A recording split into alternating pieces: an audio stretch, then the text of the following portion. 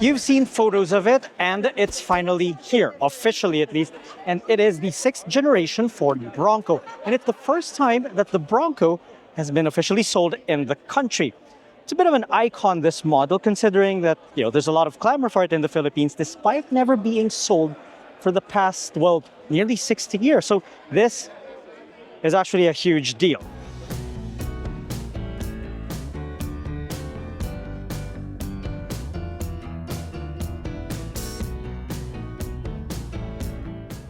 A few things you should know about the Ford Bronco. Well, first off, it rides on an extensively modified platform that's utilized by the Ford Ranger and Ford Everest.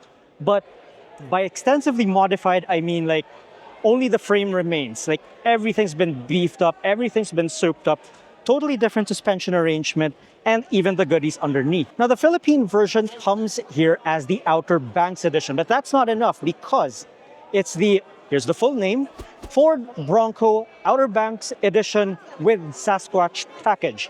It's a long name, but okay, that Sasquatch package bit is very important because it gets a whole lot of goodies underneath.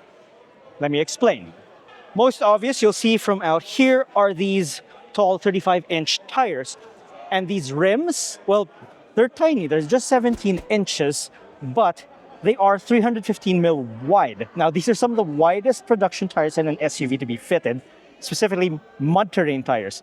And you're also going to notice these bits here because Ford knows that people are going to take these things off-road. So there's actually a partition for you to fit bead lockers here. Now, that's a big deal for off-roaders because, when you're going off-road, it's slippery, it's muddy, grits get stuck here, and the wheel can delaminate. So with bead lockers, it stays in place. But that's not the only thing about the Sasquatch package.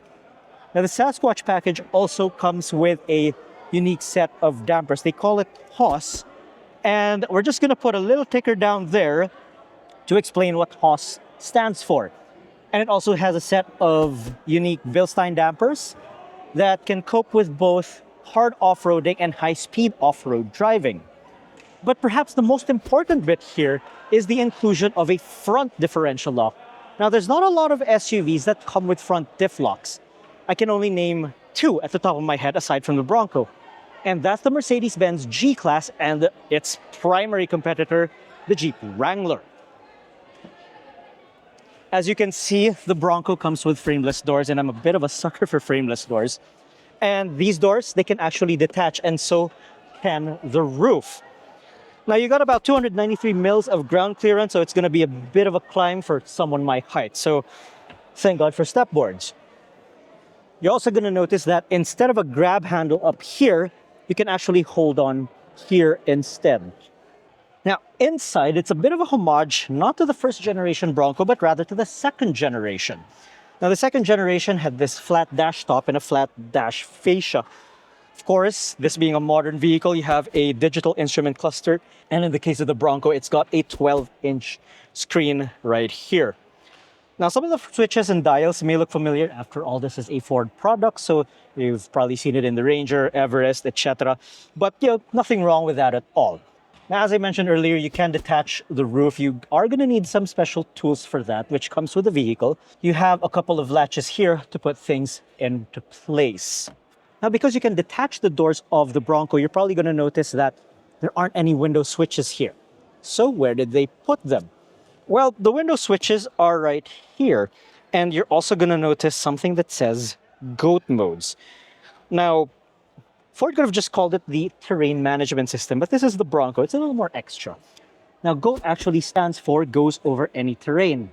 And that was actually the code name of the Bronco when it was being developed all the way back in the 1960s. Now, okay, yes, the only version we get is the 5-door version. And in some ways, it is sort of a practical family car.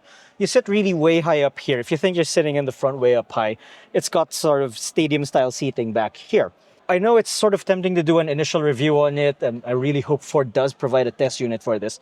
But, this is actually pretty comfy back here. The seat squabs are soft. We got decent legroom and whatnot.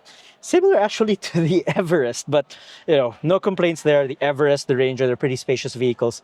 And, It's actually pretty wide in here. Now back here you have a sort of split tailgate going on here, but it's not your usual split tailgate. Now if you owned a first generation Honda CR-V, the arrangement might be familiar for you. So first you open the lower half, and then you open the stop bit. Unfortunately, there's no table underneath here, but you got a pretty decent sized cargo area. Now for those who are saying that, is there going to be a 3-row version? Absolutely not. And quite frankly, we're totally fine with it not having a 3-row version.